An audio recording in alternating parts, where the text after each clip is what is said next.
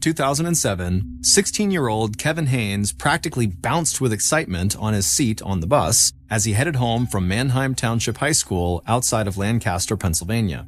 His older sister Maggie had just come home from college the day before, and their dad was going to make his signature spaghetti and meatballs to celebrate her return. And if the Haynes family followed their tradition, they would also rent a family video after dinner and then maybe watch the Philadelphia Phillies baseball game. Kevin thought his Friday night lineup sounded great.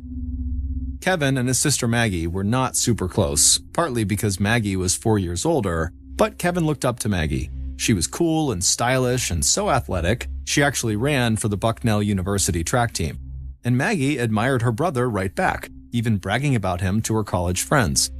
Kevin was a straight-A student in his school's gifted program and a member of the school's Quiz Bowl team, which competed against other high schools to show who was the smartest. And his big sister had plans to make Kevin even better. This summer, she had promised to fix his nerdy fashion sense. She told him no more knee-high white socks with khaki shorts.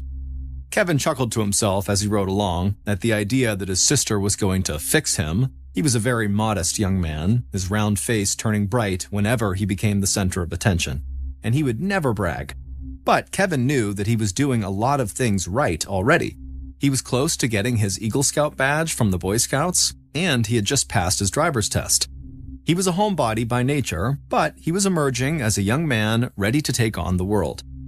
The evening before, he had gone to a meeting at his school about a class trip to Germany in July. Kevin's family, like so many in eastern Pennsylvania, traced their ancestry to Germany, and Kevin had always dreamed of visiting. Finally, it was actually happening, and, best of all, his roommate on the trip would be one of his two best friends, Alec Kreider. Now, on the bus, he and Alec chatted excitedly about all the things they planned to do in Berlin, Germany's capital. When Kevin waltzed into the kitchen of his family's neatly kept middle-class home that Friday afternoon, he plopped his backpack down onto a chair and went to the refrigerator to look for a snack. He was daydreaming about Germany and pulling out the blueberry pie when his sister Maggie walked in and reminded him they needed to get Mother's Day cards for their mom. So Kevin wolfed down his pie, and then the pair drove off to a nearby strip mall to shop for cards. Kevin and Maggie often joked about how perfectly boring their family was, comparing themselves to the Cleaver family from the 1950s TV show Leave It to Beaver. Their father, Tom Haynes, was an industrial supply store manager who loved his work, while their mom, Lisa Haynes, taught preschool at a church school. None of them did drugs or drank much alcohol, and neither Kevin nor Maggie had ever had a serious romance. On Sundays, they all went to church. The Haynes family also prided themselves on leaving their doors unlocked, except when they went away for vacation. Their town was on the edge of Amish country, where the straight-laced Amish people still travel in horse-drawn wagons, and crime was so rare that many of their neighbors did the same thing. In Manheim Township, people felt safe. But a boring lifestyle worked just fine for Kevin, Maggie, and their parents. They enjoyed each other's company and looked forward to being together. Both Maggie and Kevin were back at the house by the time their father, Tom, came blazing in promptly at 5 to start getting dinner ready. Tom had recently had surgery for prostate cancer, and he still had a catheter implanted, but you'd never know it by his good cheer and energy. At 5:30, the whole family gathered around the dining room table for pasta and lots of catching up. It was Kevin's mom, Lisa's, last day of preschool, and she had been touched by the gifts that her preschool students had given her. She planned to write notes back to all of her little scholars. Maggie talked about her professors at Bucknell, some she loved, others not so much, and everyone at the table talked about how glad they were that Maggie was home. They had missed her last summer when she stayed at college to work on a biology project. Kevin loved the dinner. His dad had a magic touch with the meatballs. But Kevin didn't love the family movie that night. Maggie and his mother had picked out a romantic comedy at the local video store, and Kevin groaned as soon as his mom pulled it out of the bag. He tried to watch it, but the film seemed sentimental and dumb to him, and he could feel his eyelids drooping about halfway through. So, not long after 9 p.m., Kevin told his family that he loved them, but he needed to go to bed. Maggie teased her brother as he headed for the stairs, saying he might be the only teenager alive going to bed so early. But Kevin didn't mind. He was going to read until he fell asleep. Maggie and her parents watched the rest of the movie. Then Maggie and her father stayed up a bit longer to watch the Philadelphia Phillies beat the Chicago Cubs. By 11, everyone retired to their bedrooms, passing Kevin's darkened room along the hallway. Tom and Lisa quickly fell asleep, but their daughter Maggie was still on a college student schedule. She watched TV programs on her laptop and then chatted online with college friends until she finally nodded off around 1 a.m. An hour later, at a little after 2 a.m., Maggie was suddenly jolted awake by the sound of screaming. There were no words, just the ear-splitting screams of a man, along with loud thuds as if people were wrestling. And all these sounds were coming from her brother's bedroom. Totally confused and now trembling with fear, Maggie grabbed her glasses from off the nightstand and stepped into the hallway to investigate. But the terrible noises coming from Kevin's room made her so scared that Maggie just ran back inside her bedroom, slammed the door, and sat with her back pressed against it. She tried desperately to make sense of what was happening amid all the screeching. Was there an intruder in the house who was attacking her brother? And if there was, what hope did she have of preventing the intruder from breaking into her room next? She couldn't just sit there and wait. So Maggie summoned all her courage and ran across the hall to her parents' room where the light was on. Her father was lying motionless while her mother was sitting at the end of the bed, hunched over and crying hysterically.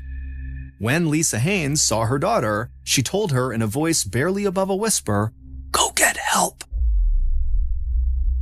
Maggie didn't need to be told twice. She ran wildly down the stairs and out into the cool spring night, banging on one neighbor's door after another until finally one woman turned on a light and let her inside.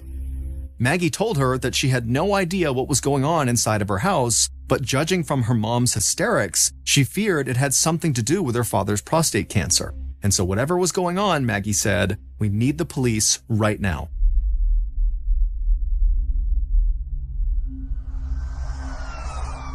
Officer Steve Newman, working the night shift just weeks after finishing the police academy, got to the scene first. He went straight to the neighbor's house where Maggie had made the 911 call. Maggie was teary-eyed and dressed in a sweatshirt decorated with a cartoon penguin. And she was totally confused about what was going on in her house across the street. She said her dad might be having some kind of health crisis, or maybe there was a home invasion going on. When Newman left the neighbor's home and went across the street and rang the doorbell on the Haynes family home, no one answered. So he opened the unlocked door and went inside, mindful that an intruder could be lurking in the darkness. On the first floor, Newman, along with a second officer, saw nothing unusual except that the glass sliding door in the kitchen was open. Otherwise, the house was still. But as Newman climbed the stairs, gun drawn, he saw a spot of blood. Then he saw two more further up. As he reached the top of the stairs, he could see bloody footprints on the hallway carpet, and there, in the doorway of his bedroom, lay Kevin Haynes in his Boy Scout t-shirt, face down in a pool of blood. Newman could see that his throat and face had been severely slashed, while his arms were covered with knife wounds, as though he had put up a desperate fight to live. Both officers continued down the hall to Kevin's parents' room. There, they found Tom Haynes lying on his back on the bed, eyes staring up at the ceiling, deep stab wounds to his chest. At the end of the bed, curled up in the fetal position, lay Lisa Haynes. Lisa was still warm, and for a moment, Newman hoped she might be alive, but then he saw the deep gash on her throat. All three were dead.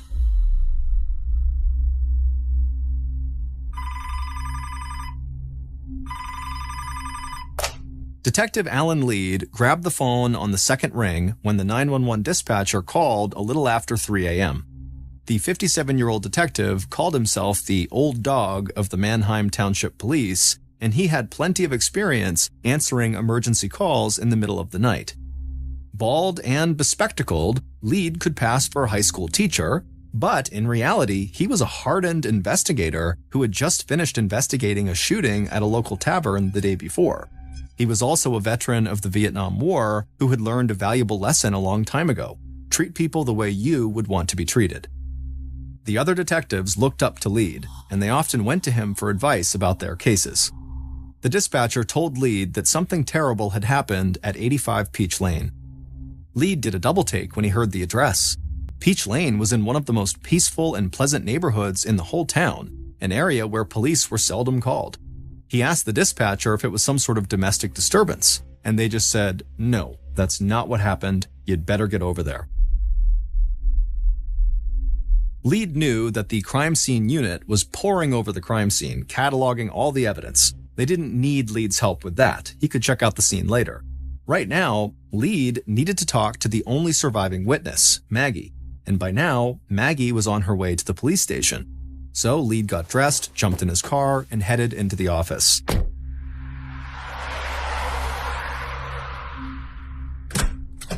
Maggie was already in an interview room talking to another detective when Lead arrived, and the detective excused himself to brief Lead on how it was going. The whole conversation was making him uncomfortable, the detective said. Maggie seemed relaxed and chatty, and she kept talking about her family in the present tense as though they were not dead. The detective said she didn't seem like a woman who had just lost her entire family. Lead looked through the one-way glass into the room where Maggie was still sitting, occasionally looking up and smiling in their direction. Other times, she smoothed her hair and sat with her hands folded on her lap as though she was just awaiting instructions. The other detective was right. She certainly did not seem heartbroken. But Lead said that the most important thing they could do right now would be to get as much information out of Maggie as they could. For all they knew, the killer could be planning to strike again, so time was of the essence. He asked the detective to get a written statement from Maggie that included everything she could remember about the evening, no matter how minor it seemed to her. The tiniest detail could turn out to be a critical clue. So the detective set Maggie up with a laptop computer and gave her an assignment. Tell us what happened.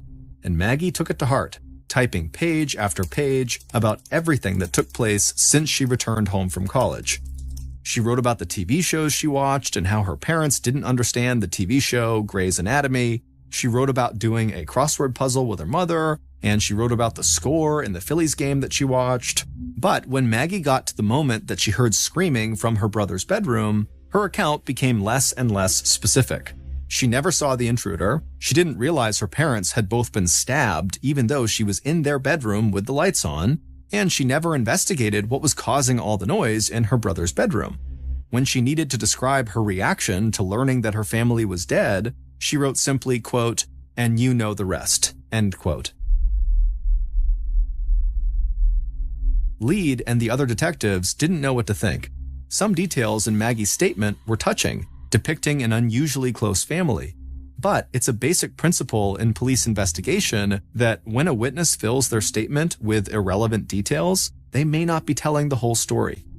Lead didn't think of Maggie as a suspect, but it did seem odd that the killings came just 2 days after she returned home from college and that she was miraculously spared.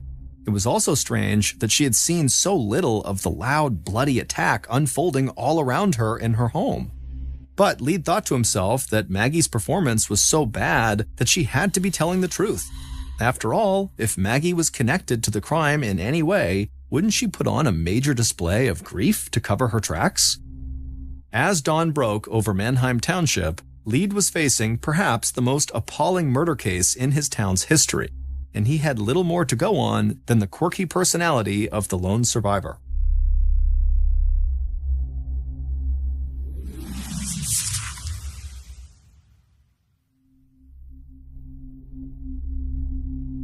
The slaughter of a respectable family in a picture-perfect neighborhood where people leave their doors unlocked was an irresistible story to the national news media.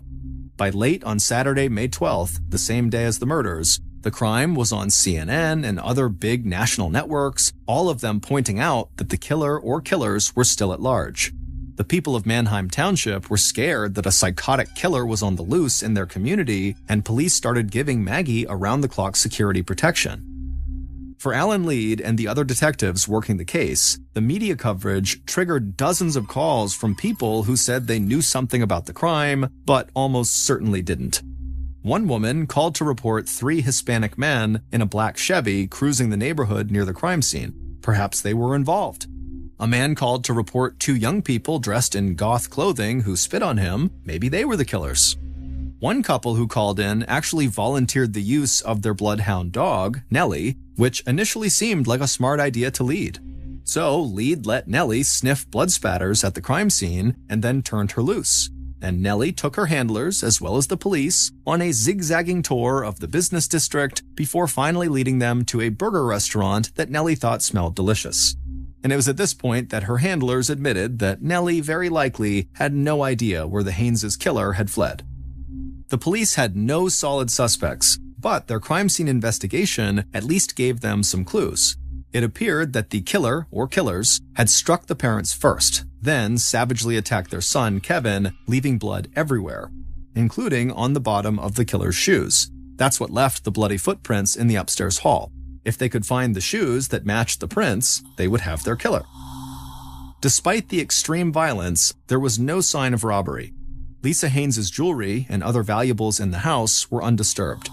Whoever killed the family had likely targeted them for some reason other than money.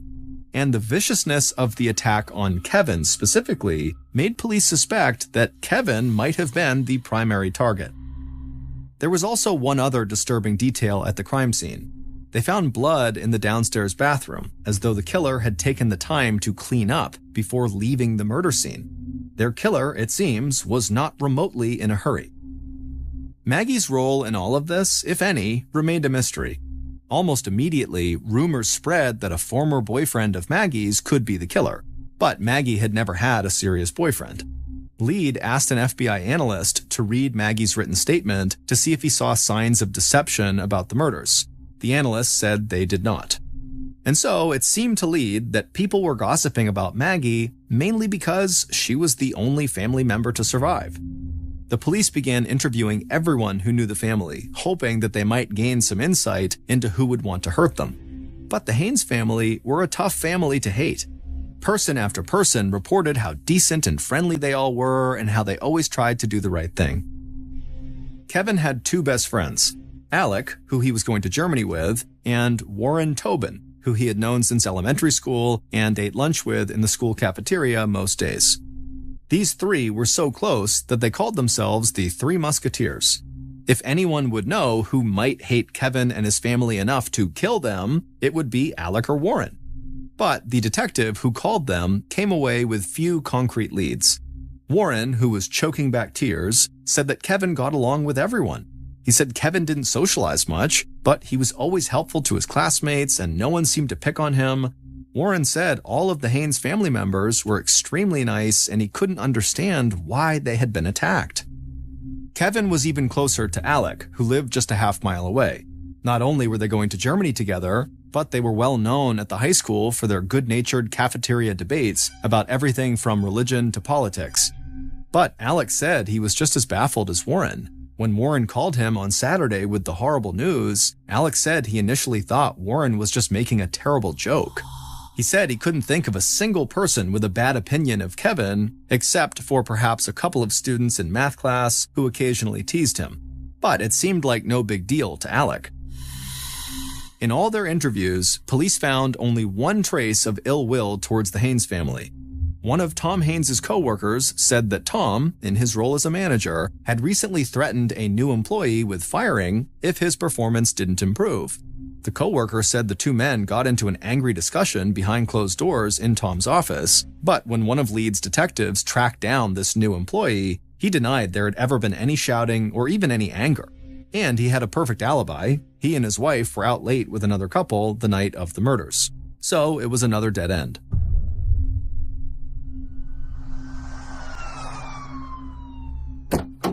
Then, on May 15th, so 3 days after the murders, Lead got a call from an alert trooper in North Carolina who had pulled over two men in their 20s for speeding and then discovered they had been smoking marijuana as well. One of the men volunteered, while high, that they were heading for Florida after, quote, getting away with murder in Pennsylvania, end quote. The trooper was aware of the Haynes family murders, and so he searched this vehicle closely until he found a knife. Both of these men were locked up in the Johnson County Jail, the trooper told Lead, if he wanted to send someone to question them. For the first time in 4 days, Alan Lead felt hopeful, and he practically skipped out of his office into the squad room to tell the other detectives about this new hot lead. He told them how one of these suspects even had lacerations on his right hand. The guy claimed the injury was from a sawmill, but those cuts could also come from violently murdering people. Lead told his team, "We may have our killers." At Lead's request, the FBI had already done an analysis of the bloody footprints in the hallway. They came from size 12 Hush Puppies, a casual shoe brand. So Lead called the Johnson County jailer and asked him to send a photocopy of the soles of the two men's shoes. The jailer was happy to oblige, and a few minutes later, Lead received a fax from North Carolina.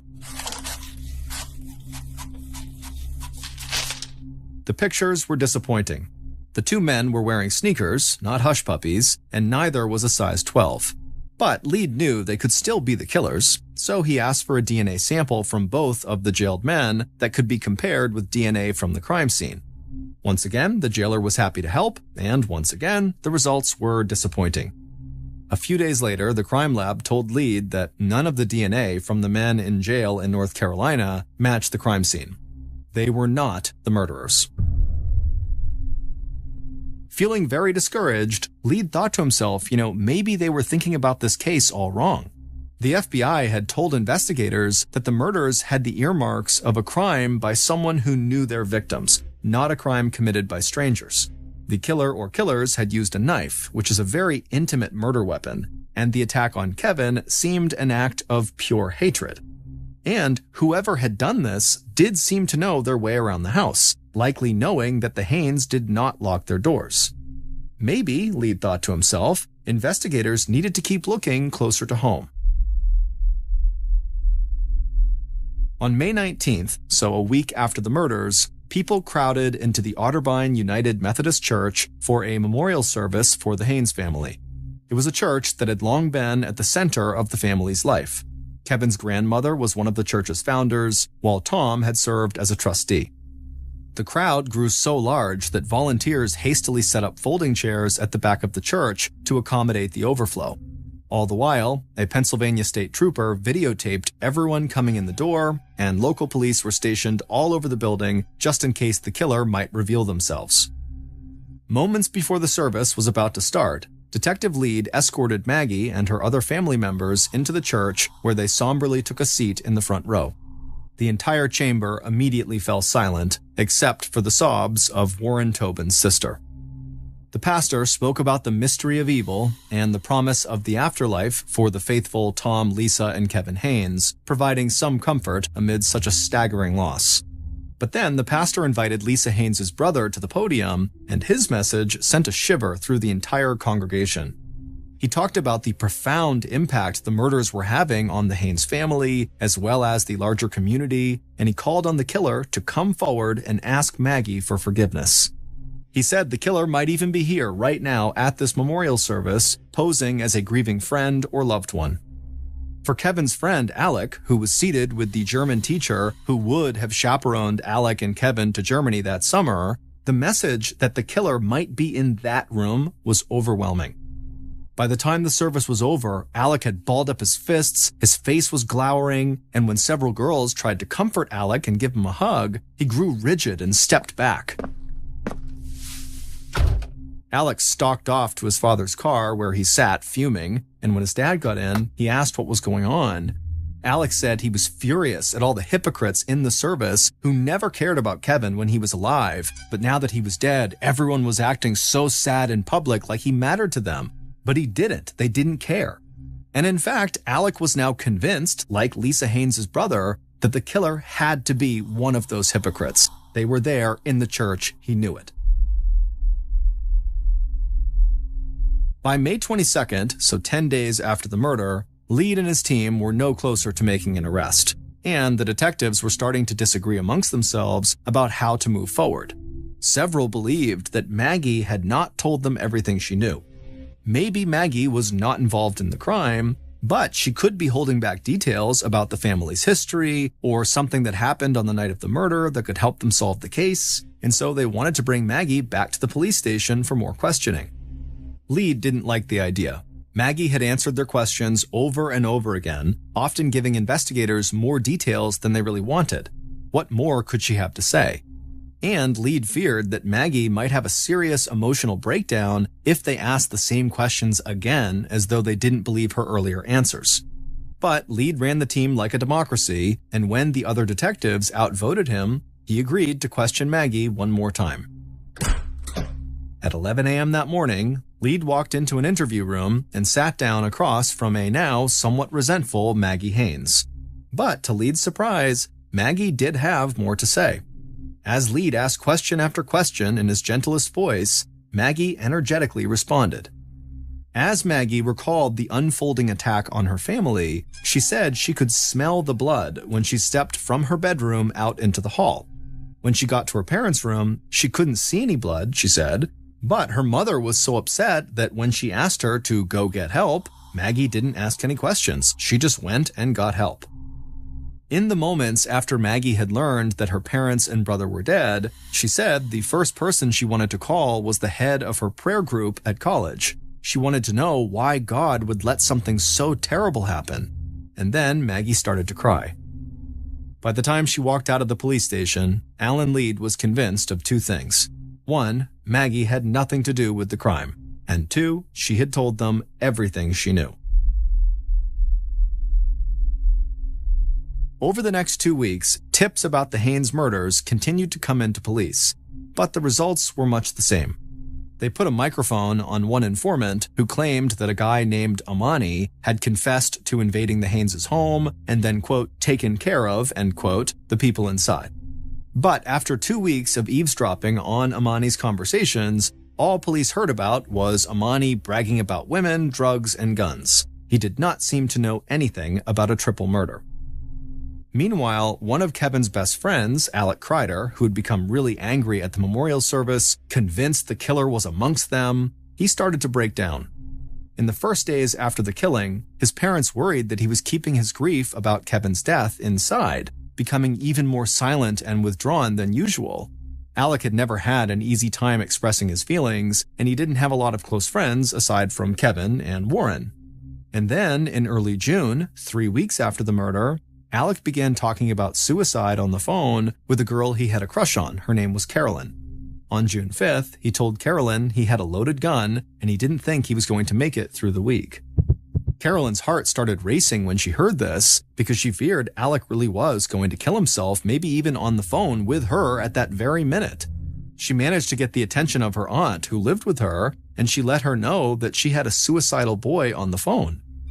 Carolyn gave her aunt Alex's address and said she had to go there to warn Alex's mother. Carolyn then kept Alec on the phone until her aunt spoke to Alex's mom, and Alex's mom called 911.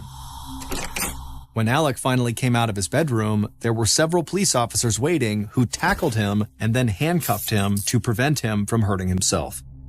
Detective Lead had come with the 911 response when he heard the call, in part because he knew Alec better than anyone else in the department from the Haynes investigation. Lead walked next to Alec as he was gently led out of the house towards a squad car, and as he walked, Lead put his arm around Alec and just said, how are you doing? And all Alec would say was, the world is a terrible place. As police helped Alec step into the squad car, Lead thought about the way the murders were totally upending the lives of the people who survived. Lead was convinced that Maggie was on the edge of a breakdown, and now one of Kevin's closest friends was cracking up. He couldn't help but agree with Alec. The world is a terrible place. The next day, on June 6th, Alec was involuntarily committed to a mental hospital to be held for at least a week. For the next 6 days, Alec was kept in a locked ward and not allowed to have any contact with anyone outside of the hospital except for his parents. All the while, Alec wrote letters that he intended to send to Caroline. Finally, on June 12th, Alex's parents were scheduled to come to the hospital for a family therapy session, and Alec was looking forward to seeing them. But Alex's parents had bad news. Carolyn did not want to have a romantic relationship with him. After all the suicide talk and threats of violence, Carolyn's aunt told them that the teen only wanted to be friends, nothing more. The second Alec heard this, he seemed to just crumple in his chair and let out a laugh that was anything but amused. He looked at his parents and told them bluntly to get out of the room. he needed to speak to his therapist alone. The therapist was only in the room with Alec for a few minutes before she emerged looking like she had seen a ghost. She told Alex's parents that Alec really needed to tell them something, and what Alec had to say would blow the Haynes family murder case wide open. Based on what Alec and his parents told investigators, here's what really happened to Tom, Lisa, and Kevin Haynes on the night of May 12th.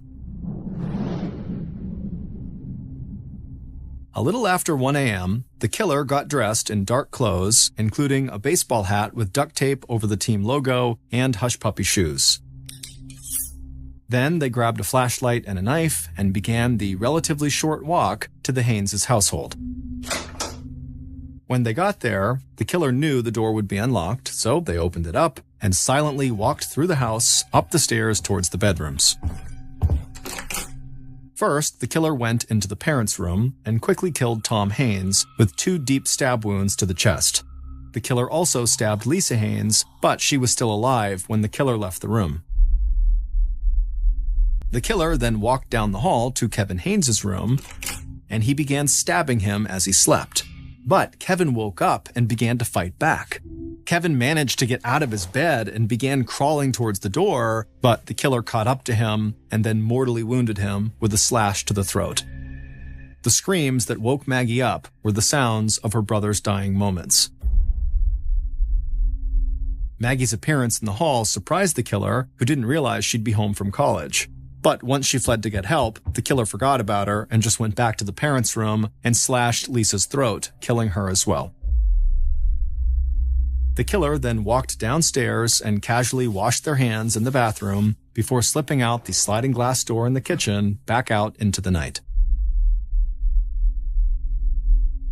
Alec had been carrying his horrendous secret around for weeks until he just couldn't bear it any longer.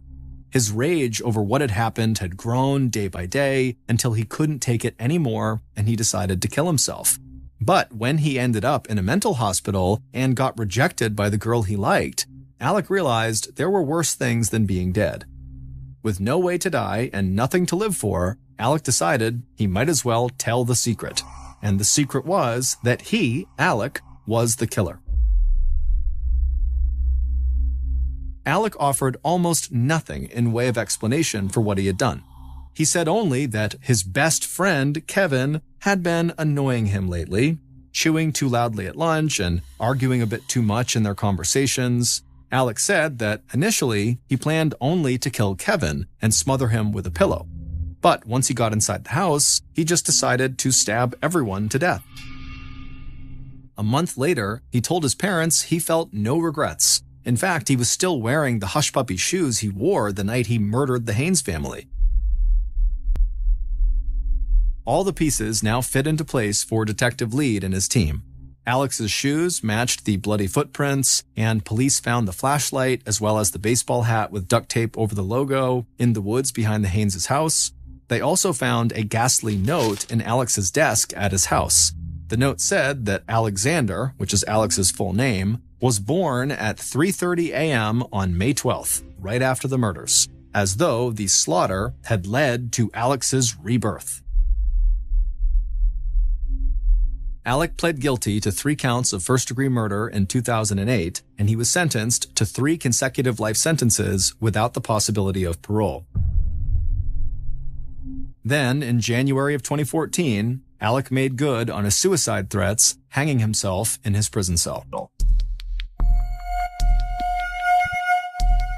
Nicknamed the Great Gray Green Greasy, the Limpopo River is one of Africa's largest rivers. It serves as a border between Zimbabwe and South Africa, and it also happens to be one of the most dangerous places on Earth. A town in South Africa called Phalaborwa sits on Limpopo's shores, and all of its residents know they're never supposed to step foot inside of the dangerous waterway. But not all of their residents take that guidance seriously. On January 1st, 2010, Phalaborwa resident Mariska Buitendog, along with her boyfriend and 6 of their other friends, had been out all night partying, celebrating the new year.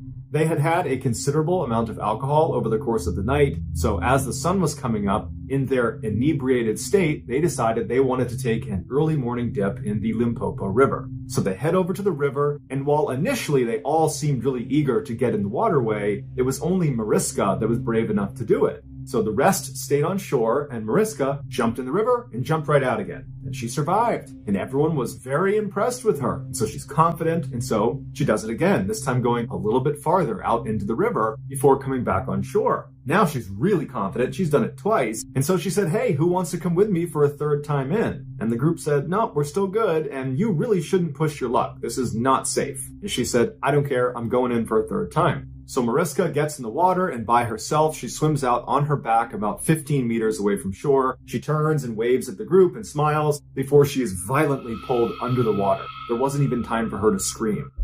Her boyfriend immediately jumped into the water to try to pull her out, but he knew where she was, and there was no way he was getting her back. The other nickname for the Limpopo River is Crocodile River, and Mariska, unfortunately, had fell victim to one of its apex predators. But it's not just drunk partygoers that fall victim to these crocodiles. Unfortunately for the residents of Zimbabwe, because of the extreme hardships they have to face, many of them have been forced to flee the country and cross over the Limpopo River to try to gain entry into South Africa, and many of them will die trying. On April 11th, 2014, Zimbabwean and South African police discovered this crocodile-infested cave right near where Zimbabwean residents will try to cross over the Limpopo River, and inside of this cave were the remains of 15 people that presumably tried to cross over and were caught by crocodiles. The discovery of this cave and the 15 people who lost their lives inside of it, while tragic and certainly gruesome, it only represents a fraction of the total number of people who have died trying to cross this river. The next story, which is our number 2 story on today's list, is called No Way Out.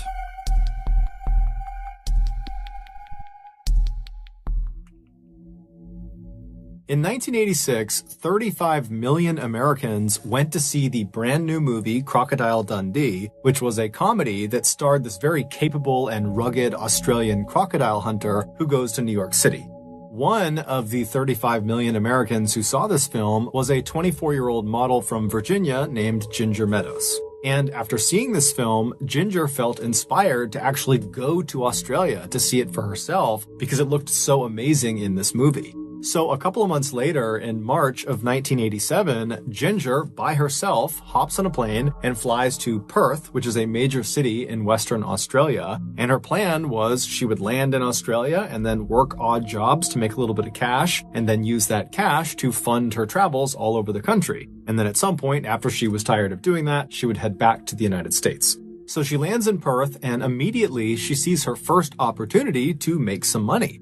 There had been this huge sailing competition in the city leading up to the weekend she arrived there, and so she saw all these luxury yachts anchored at all these docks along the coastline, and Ginger's thinking to herself, you know, these huge ships, they have crews that work on them basically full-time. Maybe one of these boats could use an extra set of hands. And so Ginger, who was very friendly and outgoing, she went right down to one of these docks, and she stopped in front of the very first yacht she saw, which was this huge luxury 100-foot yacht, and she introduced herself to the captain of this boat, and she said, hey, you know, can I hitch a ride with you guys to the next place you're going, and in exchange, I'll work for you.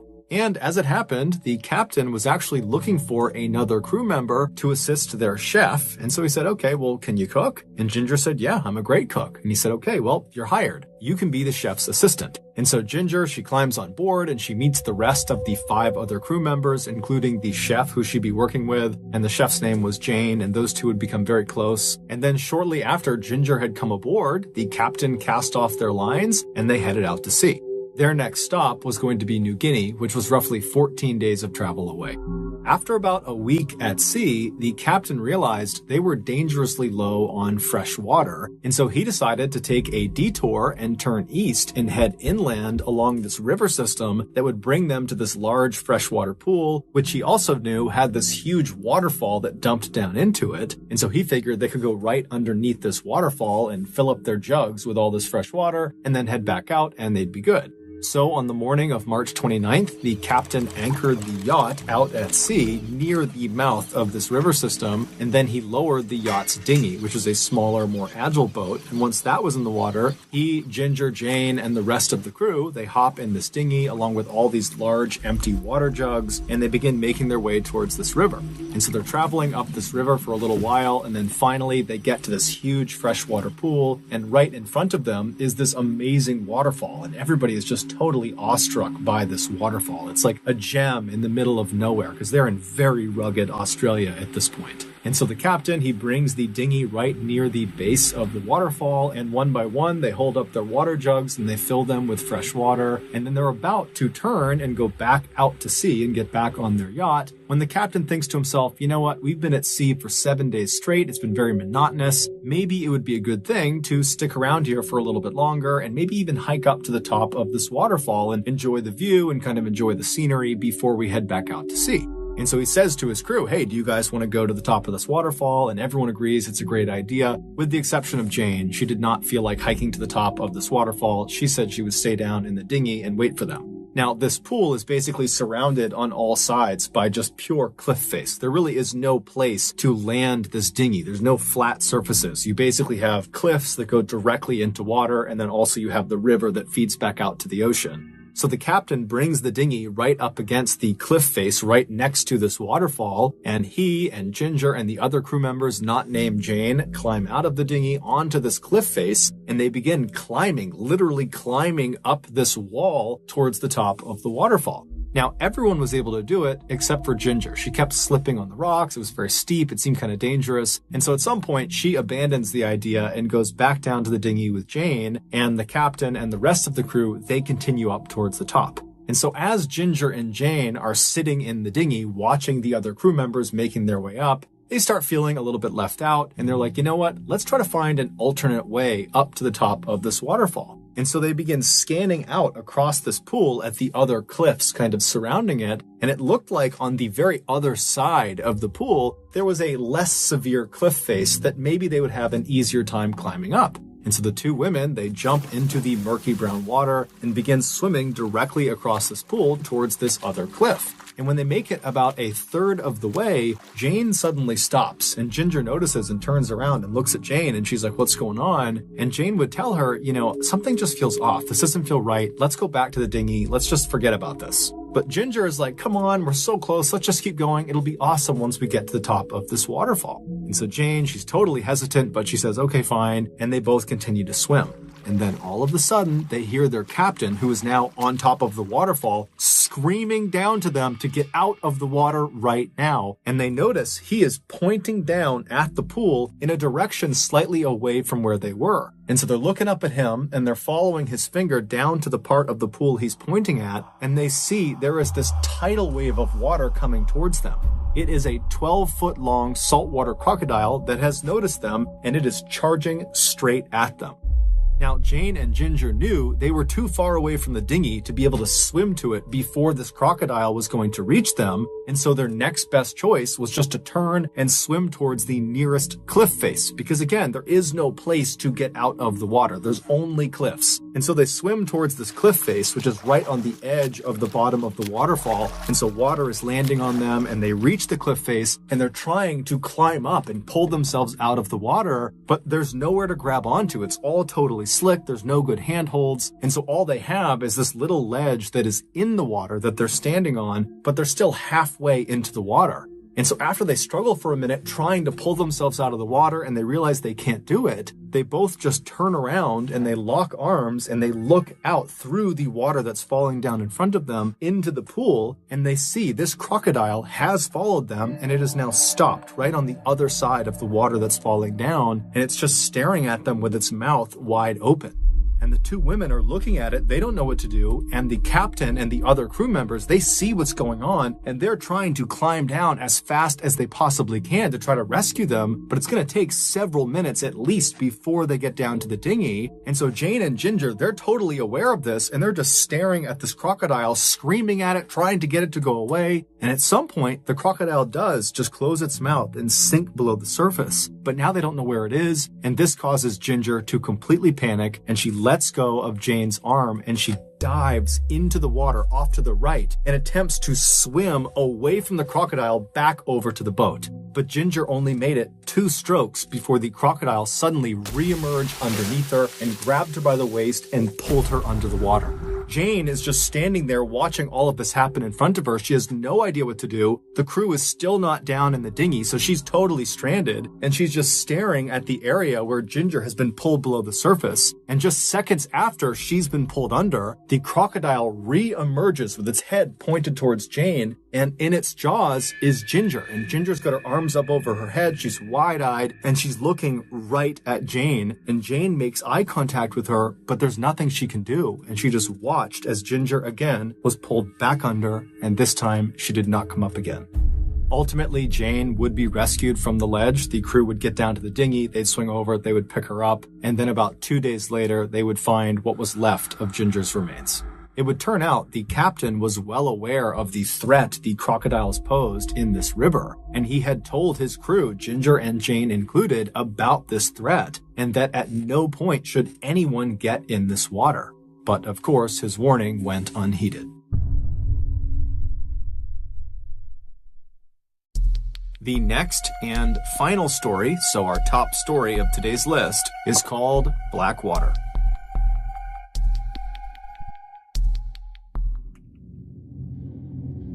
At 11:40 a.m. on December 21st, 2003, 3 young men who were longtime childhood friends hopped in a truck and began traveling south. They were 22-year-old Brett Mann and 19-year-olds Sean Blowers and Ashley McGuff. They lived in a coastal city called Darwin, which is actually the capital of the Northern Territory in Australia. The Northern Territory, also known as the Top End, is located in the central north of the continent. It is 6 times larger than the UK, but has 280 times less people living in it. Specifically, the UK is home to roughly 70 million people, whereas the Top End is home to only 250,000 people, and half of them live in Darwin. There are many reasons why the Top End is so underpopulated, ranging from politics to poor infrastructure, but the most obvious reason that so few people choose to live in this part of Australia is because it is wildly rugged and dangerous. It is scorchingly hot year-round, and the weather in general is just unbelievably unpredictable and violent. And, as the old saying goes, all the animals there are trying to kill you and each other. But Brett, Sean, and Ashley had grown up in Darwin, and so they were accustomed to the hazards of living in the Top End, and so they weren't really concerned about them. What they were concerned with was finding things to do and not getting bored in the city. That particular day, in order to ward off boredom, the trio had decided they would head out to a salt flat that was located about 50 miles to the southwest of Darwin. It was this wide open plain that they could just race around on their quad bikes on. And so they loaded these quad bikes into their trailer, attached it to their truck, they hopped in their truck, and at 11:40 a.m., they started heading south out of Darwin. The first road they were on was this fairly desolate dirt road that wound around through the wilderness, and it passed by the iconic eucalyptus trees that are very well known in Australia. It passed by palm trees and giant termite mounds. And after driving on this dirt road for about 30 minutes, the trio passed by the Tumbling Waters Holiday Park, which is a vacation resort for adventurous families. And then beyond this park, there really was no more civilization. They were headed right into the outback of Australia.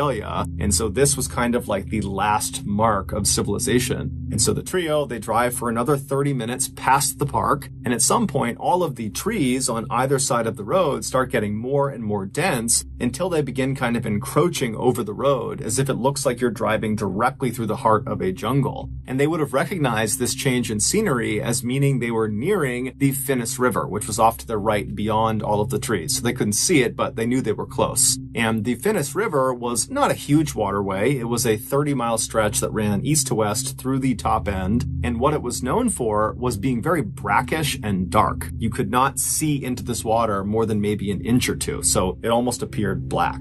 And so the trio continued driving along through this kind of jungle atmosphere until the left side of the road began to thin out again, and then it eventually revealed the salt flats up to their left. And so at that point, the trio pulled off on the right side of the road where the vegetation was still very thick. And then the trio hopped out of the truck, they went around to their trailer, they dropped the gate, and one by one they pulled their quad bikes off, and then each of them hopped on and drove out onto the flats. That day, the flats were actually very muddy because it had recently rained really, really heavy in that area. And so the trio spent just as much time racing each other on the flats as they did trying to drive close to each other and spray mud on each other. And so for hours, they were out there having a great time. And then at 4:30 p.m., they decided it was time to call it a day. And so they drove back over to the truck. They drove their quad bikes up onto the trailer. They locked it. And then they were about to get into the truck to head back home when one of them suggested, hey, let's head down to the water and rinse our clothes off and get all this mud off of us.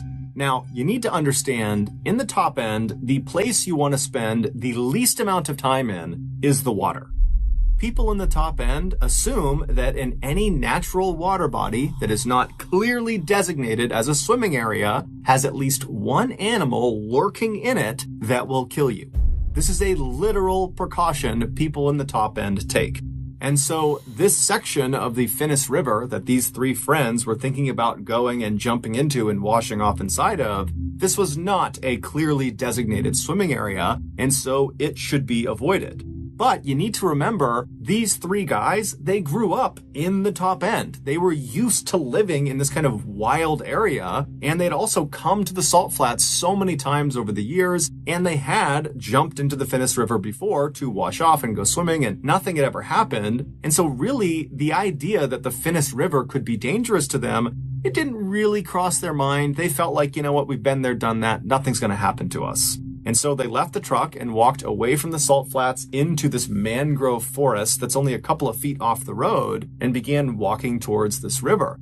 Normally, the trip from the road through the forest to the river bank, basically where the forest ended and you reach the river, it would take about 10 minutes. But after walking in this mangrove for maybe a minute, they were already standing in river water. It was only a couple of inches of this water, but it signaled to the guys that clearly the river is very swollen from all of the recent rains, enough so that it overflowed beyond its natural boundaries and it's flooded the mangrove forest. But the three guys, they look at each other and think, meh, what's the big deal? I'm sure we'll be fine.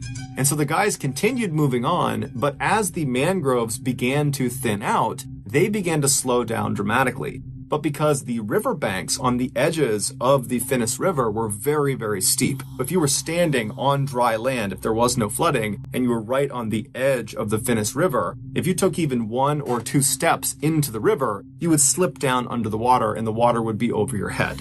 Now, as these guys are walking, because the ground is flooded with this black, brackish water, they couldn't see the ground, and so they couldn't tell where the drop-off into the river was. And so they began to slow down, and then when all the trees were practically gone, they knew they were close, and then one of them actually slipped and kind of tumbled down the edge for a second, but he turned and he grabbed one of the roots of the mangrove tree and pulled himself back up. And then the other two, after seeing this, they walked over and stood next to him, and the trio just stood there looking out at this pitch black looking river that was very clearly moving faster than normal because of all this excess rain. But they kind of looked at each other and thought, you know what, it's not that big of a deal. You know, we'll hold on to the roots of these mangroves and lower ourselves over the embankment. We'll wash ourselves off, pull ourselves back up. No big deal.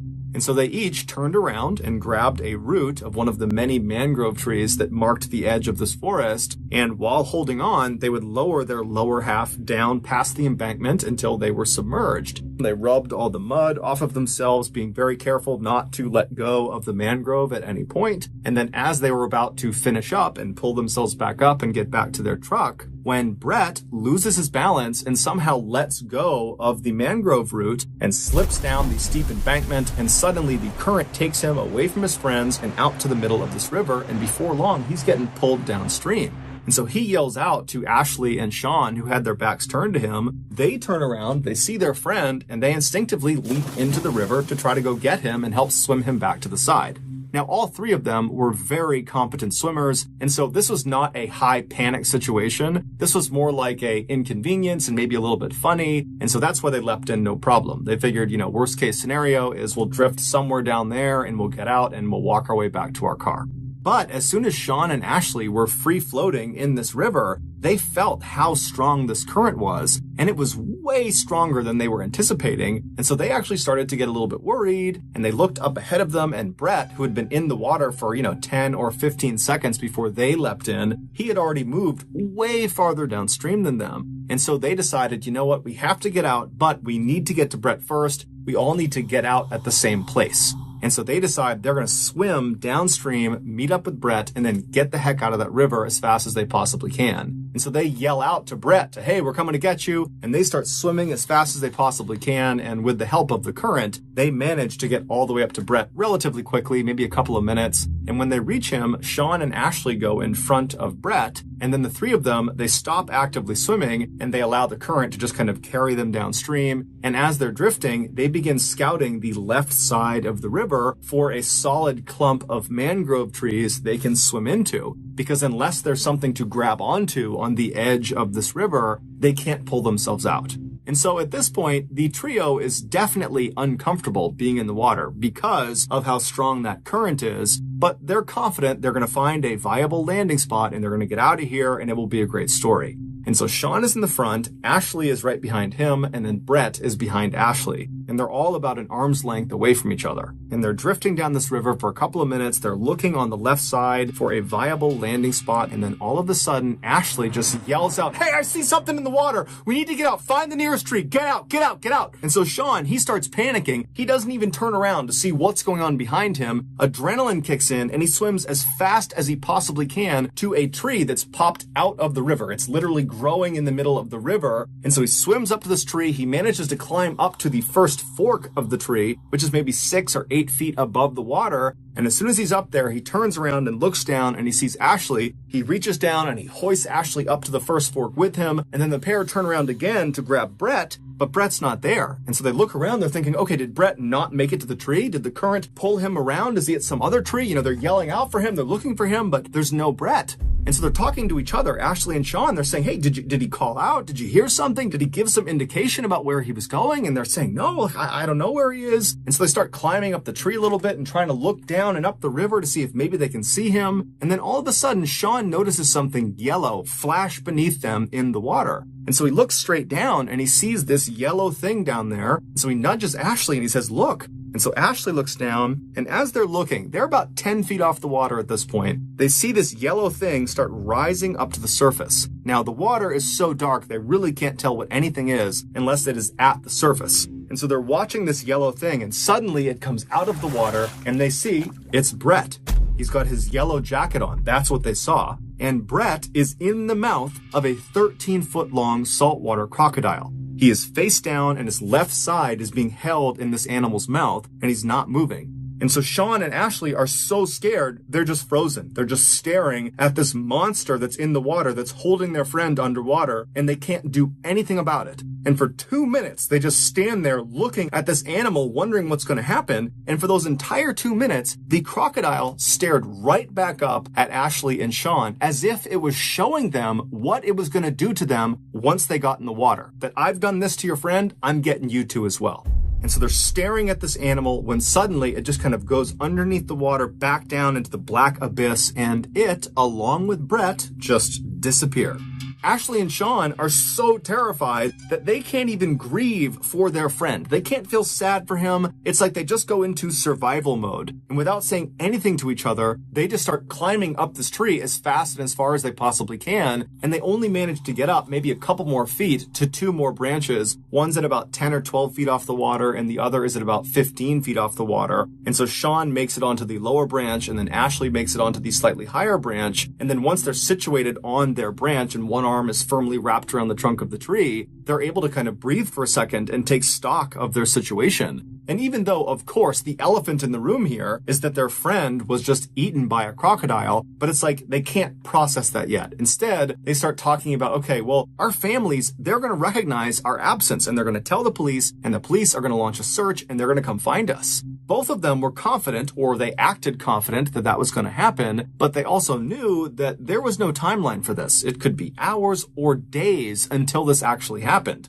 And so as these two teens are sitting on their branches, the reality of their situation really started to come crashing down on them because, yeah, they're safe in this tree, but how long can they possibly stay in this tree for? I mean, eventually they're going to need to fall asleep. And if they fall asleep, are they going to fall out of the tree and land in the water with this crocodile? I mean, they just didn't know how this was going to turn out. And so as the two began comforting each other, reassuring each other that, oh no, it's going to be just fine. Someone's going to find us tonight or tomorrow. We'll be just fine. As they're doing that, Ashley suddenly stops talking to Sean and just looks straight down. And so Sean realizes what Ashley's doing and he matches his gaze and he looks straight down, and at the base of their tree in that black water is the 13-foot-long saltwater crocodile. It's back and it no longer has Brett in its mouth. They have no idea where Brett is. He's just gone. Saltwater crocodiles are considered the most aggressive and dangerous crocodiles in the world, and they are one of only 2 crocodile species that will actively hunt humans when given a chance. And so these two teens are helpless in this tree. All they have is some separation from the black water and this animal down below. And so they just find themselves staring straight down at this crocodile. And in turn, this crocodile just stares right back up at them. It's very clearly waiting for them. It wants them to come out of the tree so it can eat them. And so the crocodile just continuously repositions itself all around the tree. It's just keeping the top of its head out of the water so its eyes can look up at them. And so the teens are just praying that at some point it will grow tired of them and will leave. And after several hours, right as the sun is about to set, this crocodile does seem to give up on them and it drifts under the water and disappears. After a couple of minutes, Sean, who was on the slightly lower branch, decides he doesn't want to be any closer to the water than he needs to be, and he's going to climb up to Ashley's branch. And so he very carefully stands up on his branch, he makes sure he's got solid footing, and then he reaches up and he grabs a branch with his right hand, and he kind of tests it, and he feels like it's pretty sturdy, and then he puts all his weight on it and tries to reach for another branch when this one breaks. And as soon as that branch broke, Sean tumbled 10 feet into the water.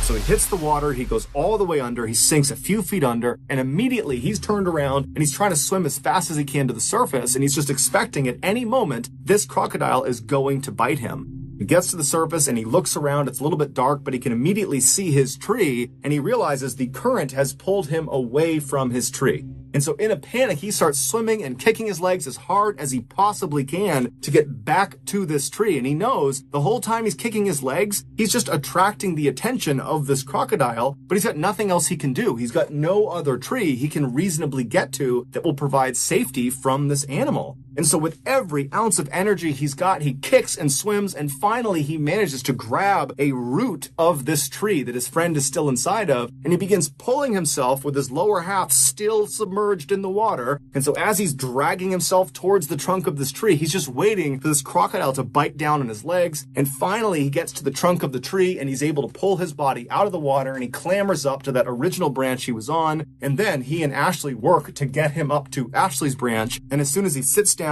next to Ashley and he's secure, they both look down, and just a little ways away from the tree, basically in the area where Sean had just landed in the water, they see with the little light that is left, this crocodile swimming right back over to the tree, and it camps out right underneath. Sean had gotten out just in time.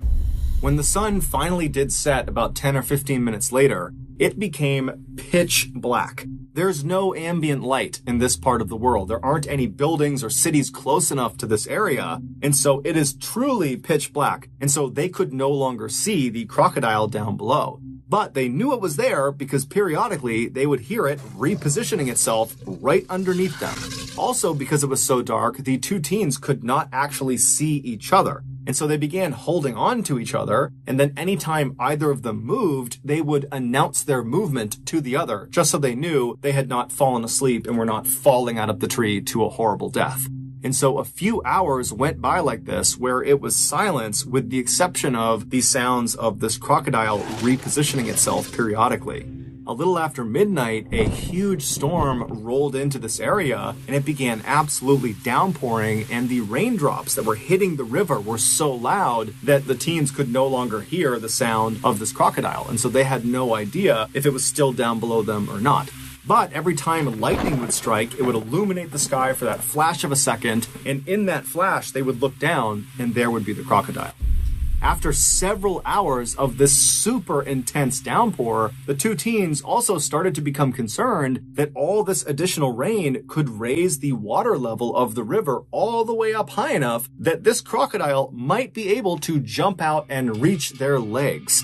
But because it was so dark, they couldn't actually see the top of the water, and so they had no way of knowing if the water levels were actually rising or not. And so they both kind of sucked their legs up onto this branch and tried to make themselves as small as they could while still remaining anchored to each other and also to the branch. And that's how they sat for the next several hours, just hoping they would survive the night.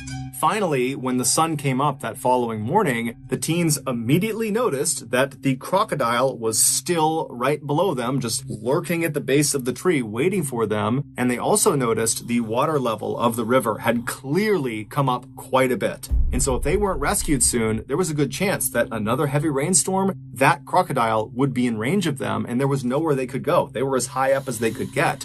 Not to mention the fact they were hypothermic, they were weak, they were tired, and if you fall asleep, you're going to fall in the water. And so the two teens, they knew they did not have much time left. Luckily, at 10 a.m. that morning, they heard the sound of a police officer who was out in the mangrove forest. It turned out their families had recognized their absence. They had called the police, and that morning a search had been launched. They had found their truck and then had been walking down the river yelling out to them, and then they finally did find them. Initially, when they located these two teens stuck in the tree, they called in a helicopter to hover over them and lower down a ladder they could climb back up. But when the helicopter got close to this tree, the rotor wash from the spinning blades, it practically blew the boys out of the tree, and this crocodile was still in the water. The rescuers could see it, the boys could still see it, and so there was this fear that the helicopter would literally send them into the water to their death. And so they had to abandon the helicopter approach. However, the blades of that helicopter did ultimately scare this crocodile, and the crocodile swam away. And so as soon as the helicopter was off station, they had a boat come in, and the boat got right underneath the two boys. They jumped down into it, and they were brought to safety. The two boys were brought to a hospital where doctors determined they were physically okay, but both of them were severely traumatized from what they had just been through. As for Brett, despite an exhaustive search of that river, they never found his body or any of his clothing or any belongings he had on him, and they never found